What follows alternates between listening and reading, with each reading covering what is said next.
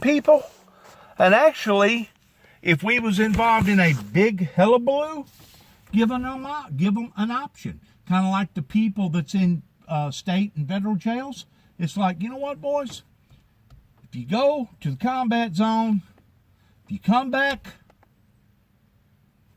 that's what Korea does. No, you will have no more charges, and you're a free man. You can go. In other words, utilize that bad concept that you have and use it for a good concept. It's kind of like the chain gang. You know, the chain gang. Whenever you got guys in prison, you put them out here on the chain gang towards building roads and cleaning up roads and stuff like that. Do the same thing, and they used to do that, did they not? During World War II, did they not do that? Let a lot of those guys out of jail to be able to go fight in the military, and if they wound up coming back, good luck. You know. What's funny is during World War II, my mom's lived here all her life since '39. My father was in World War II in the 2nd Infantry up in Washington State, the Chiefs. My grandfather was original 101st Airborne, and he was kick-ass, wasn't he? Oh yeah, old school. That man was stubborn to the day he croaked at 95 years old. I bet. Mom will tell you, her house used to be right there on the corner, right in front of Austin P. Okay. Where the Christian Life Building, or whatever it's called now is. Right. My mom's house used to be right there. So you're actually native with here. Yes. So you've seen Clarksville really, really grow, hadn't you? Yes. Good for you. And Mom will tell you, she'd tell you when the Sherman tanks would be coming down College to get on the train station, and the German and the Japanese POWs marching from the train station downtown, where the city department is, vehicle, from there to Fort Campbell. At that time, paved road ended at Riverside and College. The rest of that out there was a gravel road. About what year was that? 36, 37? No, that was 41 to like 45, because Mom's uncle fought in World War II, and they used to put the Germans, a lot of the ones that were POWs at the end of the war, they were like, "We can send you home." They're like, "Hell no, we'll stay in here." Because during their captivity, they worked on all the farms out here. Sure. And they go, "We got treated better here than we did at home." Right. That's why Clarksville has a huge German population. I didn't know that. Yes, very huge German population here. Trigg County, Kentucky, and Cadiz, Kentucky. All that has a very big German heritage in it. I didn't know that. The World War II Nazi and Japanese cemeteries are on the backside of Fort Campbell for World War II, and the old concentration camp out there.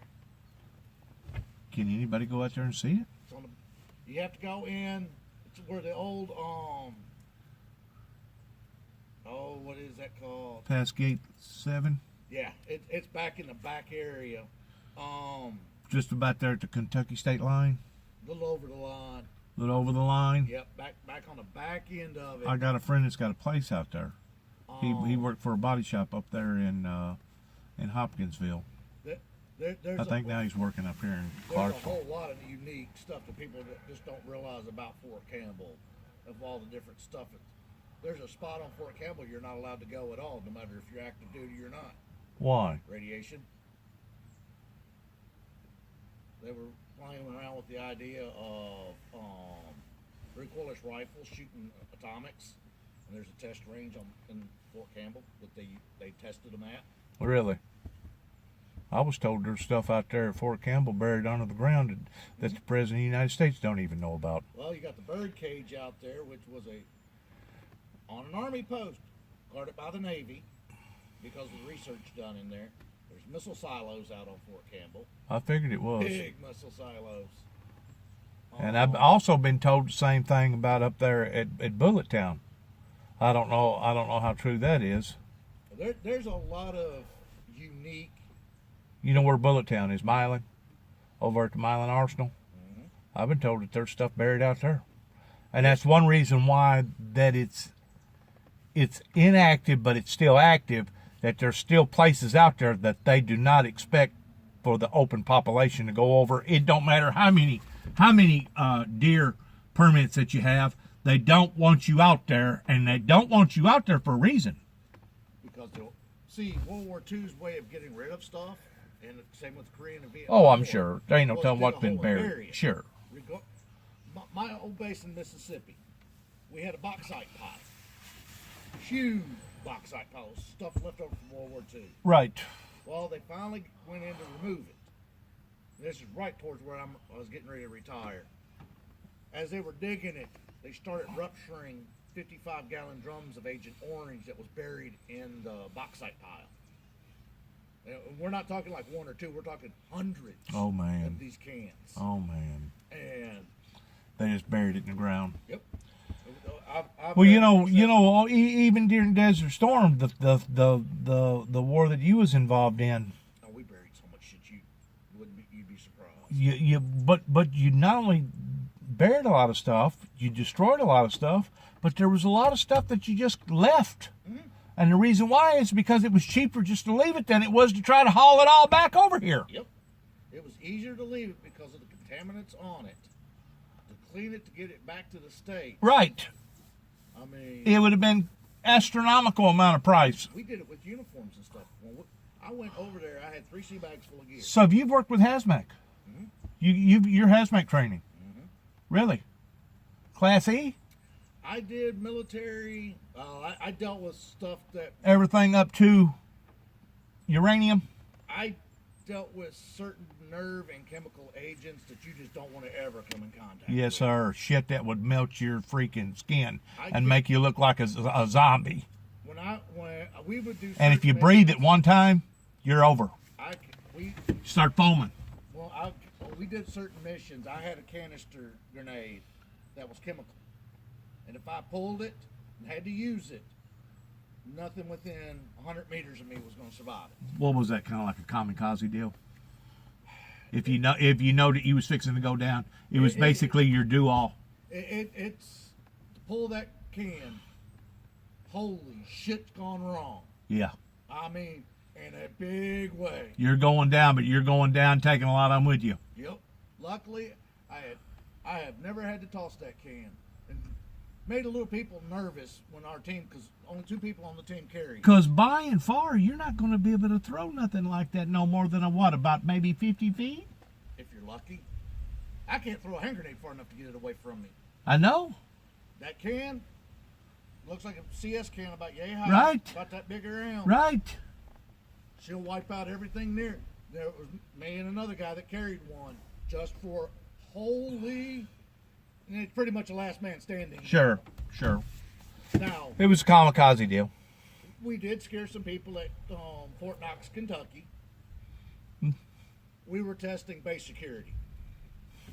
25-man team test the base of security. Well, hell, when they gave us the orders, we were like, Fort Knox. You know, the first place that we went to test was a depository. I've been told that there ain't a lick of gold up there in Fort Yes. Knox.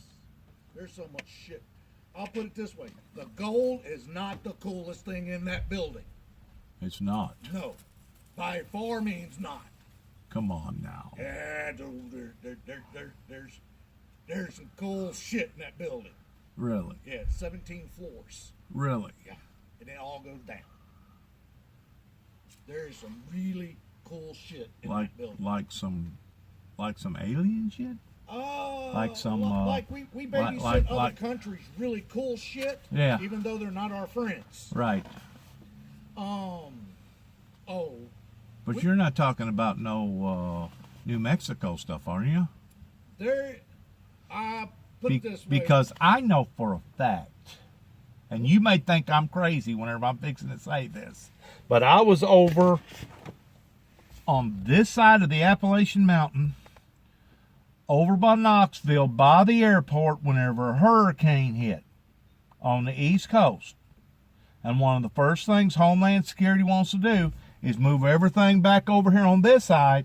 That way they ain't got to worry about nothing being damaged. Yeah. And of course, whenever you're seeing those guys driving them fighter jets, and they almost look like toys. But whenever you can actually see the engraving on their helmets and see the expression on their faces, you know that you're getting close to something, right? There was something that flew over my head. What's up, butthead? Why? I got you something to do. What tree? Oh, hell no. That thing's going to take fucking everything. Yeah. I don't have no room for it in the pit. Is this your That's one of mine. one of your That's one of my butt heads. good? Anyways, there was something that flew over my head at the apartment that I rented at, and I messed up by not using a bogus name on hooking the light bill up. Just so happens I had a rink-a-dink warrant hanging over my head in Davison County, which is Nashville, where I was up there working the churches. Okay, you can see my sign. Yeah. Working the churches. I had a high priest that most people call rabbis in a Jewish synagogue that put out a warrant for my arrest because I had left a cassette tape at his front door. And it wasn't the cassette tape that freaked him out. It wasn't the fact that I went to his front door, but it was the material that I put on that cassette tape that literally frightened that man to the point that he went down to the local precinct there in Nashville and filled out a warrant for my arrest. Well, that warrant was, let me see, it was a 2008 warrant, and this would have been in 2011 whenever I was up in Knoxville. I swear to God, if I'm lying, I'm dying, and may lightning strike me down dead. I looked up from my apartment, and 1 second, there was nothing there. And the next second, I seen something that looked like an airplane, but it didn't sound like an airplane.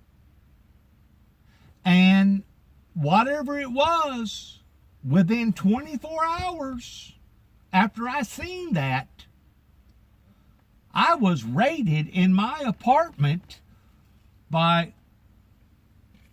2 state troopers, bomb squad, and a supervisor. I don't know, Bob Squad don't like coming out here anymore. That knocked down my door and took me to the Knoxville precinct and started asking me all kinds of unrelated questions that didn't have a daggum thing to do with the warrant. And I clammed up on them. I said, wait a minute, guys. You said that you got a warrant for my arrest pertaining to a rabbi priest in Nashville, Tennessee, over me leaving a cassette tape. What are you doing asking me all these other questions? I go, I'm not going to give you any information. And of course, once they realized that I was going to climb up, they locked everything down and got 2 state troopers, one in behind and one in front, and drove me all the way from Knoxville to Nashville. Went to court twice, still locked up. Under the Tennessee regulations, they have to give you a fair, quick, easy trial, one way or the other, either guilty or innocent.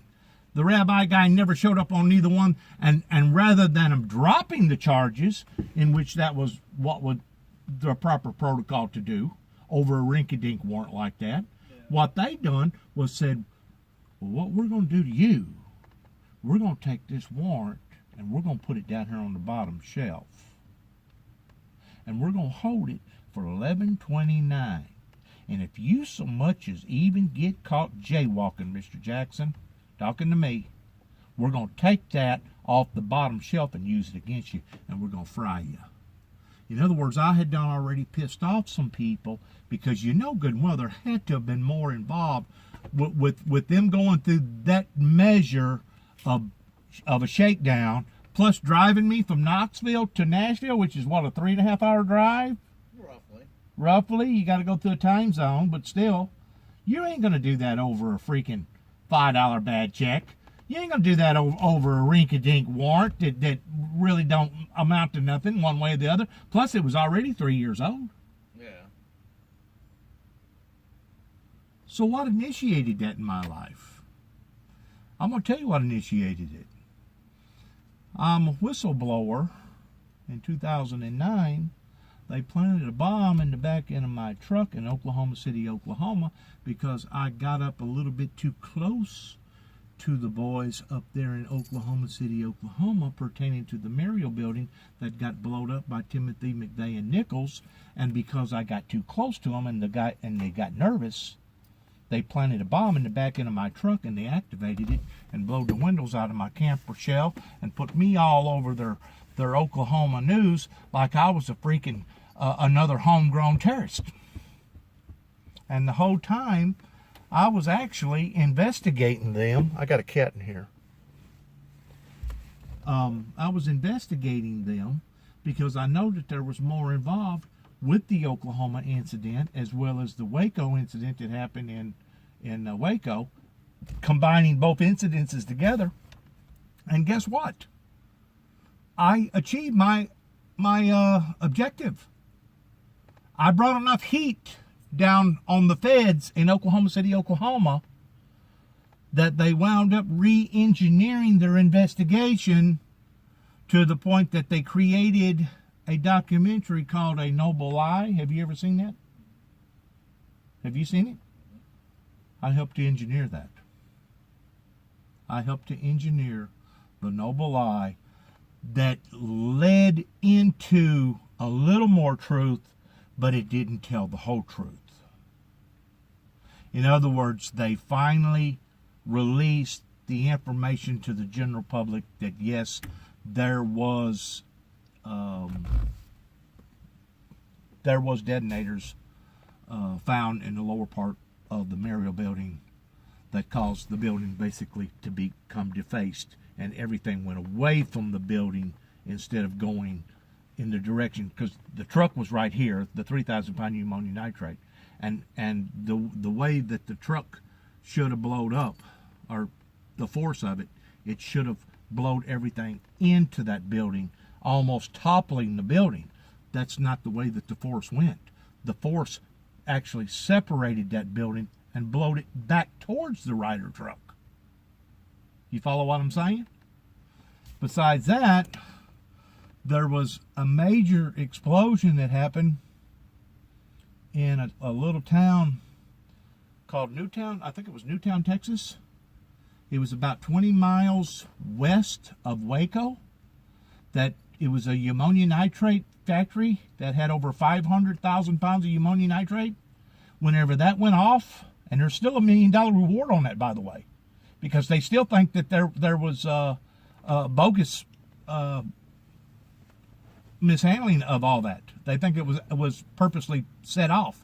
But whenever 500,000 pounds of ammonia nitrate went off, that desecrated about 8 city blocks, it killed about 30 people. Yeah. It left a fingerprint in Waco on their Richter scale. I've done that. Of about 4.7. I set off an explosion that registered on the Richter scale. All right. The explosion at Oklahoma City, Oklahoma, in Norman, Oklahoma, which was give or take about the same distance from ground zero, which was 20 miles. Its first initiation was a 2.3 or 2.7, something like that. But then simultaneously, within a split second, there was another Richter scale that registered 4 point something. Now, let me ask you a question. You're a very smart individual, I can tell you are. It don't make sense of having 3,000 pounds of ammonium nitrate, which would basically fit in the back end of that truck, that full-size truck right there, in comparison to 500,000 pounds of ammonium nitrate, which would be the efficiency of about maybe 20 18-wheelers. Full-size 18-wheelers backed up and just started unloading. Get 500,000 pounds of ammonium nitrate. I don't know, but 20 18-wheelers would be able to effectively carry that much or not. But give or take. About 80,000 pounds on a rig. Yeah, 80,000 pounds on a rig. About 80,000. So if you put a pencil to it, I mean, But it don't make sense that 500,000 pounds of ammonium nitrate would leave a fingerprint of something that was totally off the charts in comparison to 3,000 pounds of the ammonium nitrate. Do you follow what I'm saying? So there had to be something else that done that. And I'm going to tell you what that something else was. After about the 40th day of the Waco standoff pertaining to the Clintons and Janet Reno, I can't prove this. It's only a theory. But I feel like that somebody made a telephone call to somebody and said, we're going to end this. This is making a mockery out of our government, one way or the other, either for the good or the bad.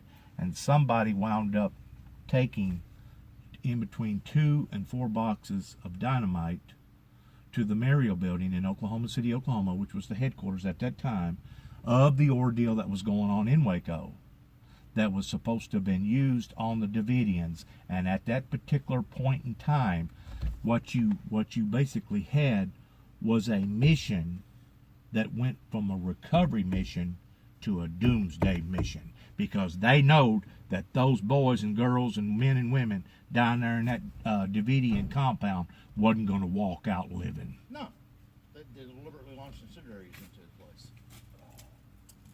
They deliberately launched four incendiary grenades in there. I know the guys that were on that mission. Do you? Yep.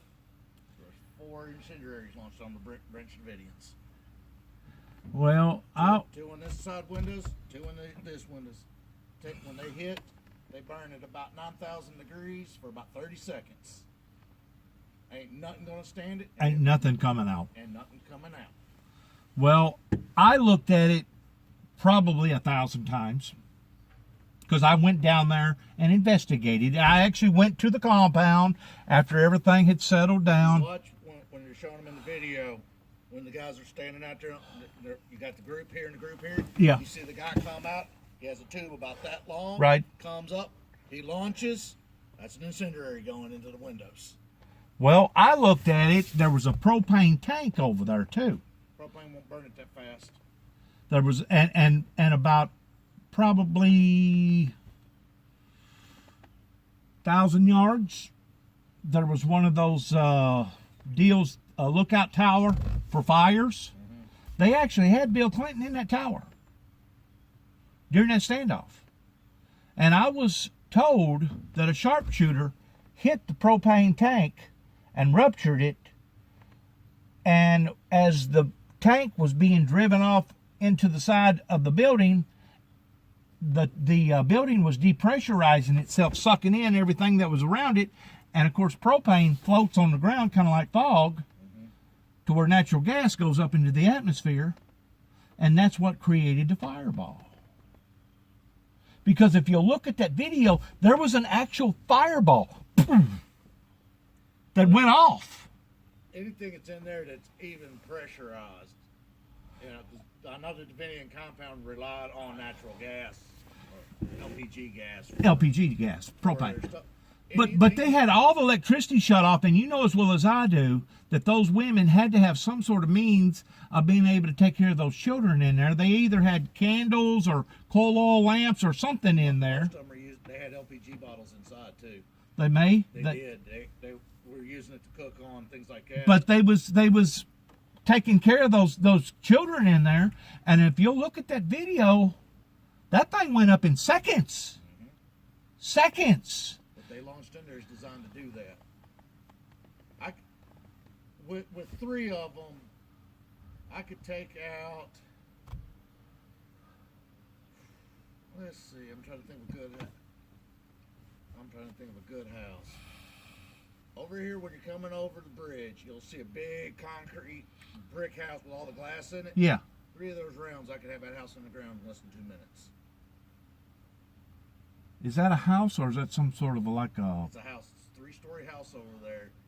Beautiful. It is really nice. I've looked in it. But you can see it when you're coming over this way. It's up on the bluff. Are those things that powerful? Yeah.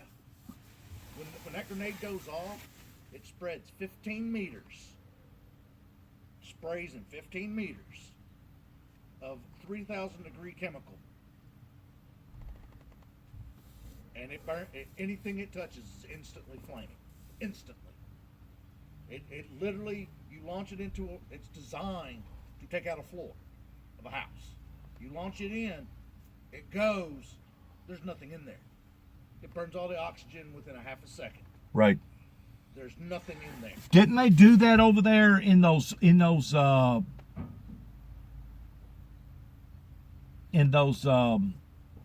used it a lot. what they call them, spider holes or something, where they found Saddam Hussein? Didn't they use that down there in those tunnels a lot whenever they was going after those not the Iraqians, but the Any of the Taliban. Taliban. They was. Anytime we went into an area like that, if you were suspicious, I was told that it would suck the oxygen Yeah. from out of the air. it will.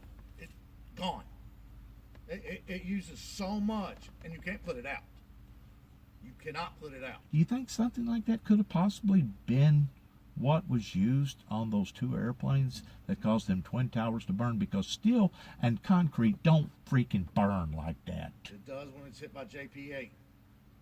JP8's a very bad. See, most people have a bad misconception. Airplanes don't run on regular fuel. It runs on JP fuels. But most of them are diesel. No plane's diesel. It's all JP fuels. Is it really? Yes. It's all JP fuels. They either run on JP5. High octane. It's hard to explain. Imagine mixing diesel and moonshine. Okay. That's the reason why That's how you. That's the how formula. That's the formula. All right.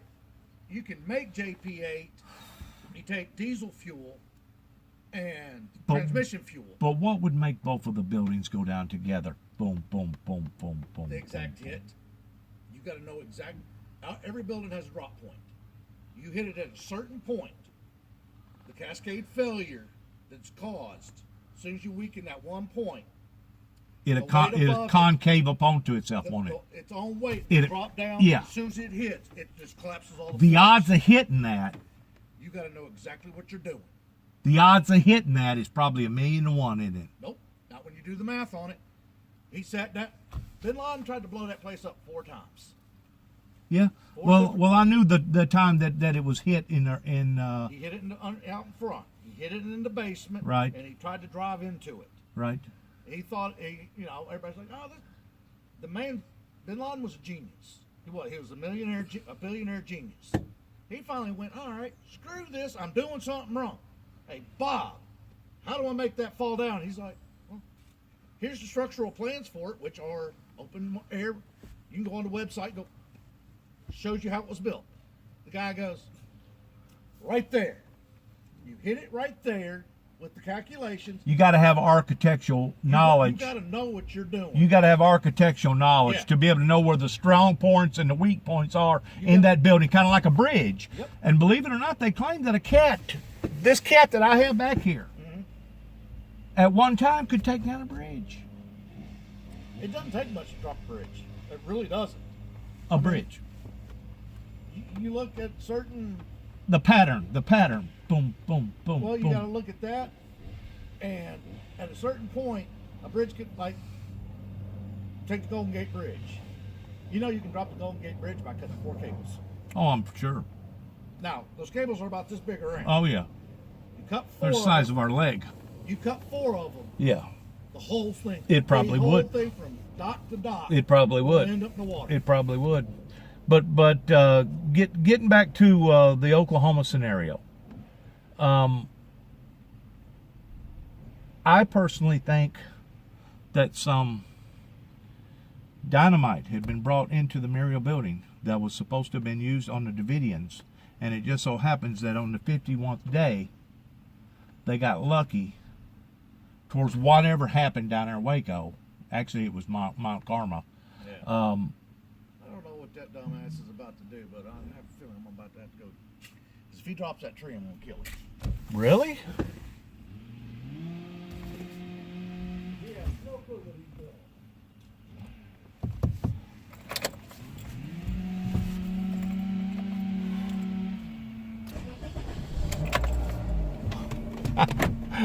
He's fixing to cut this guy's tree down.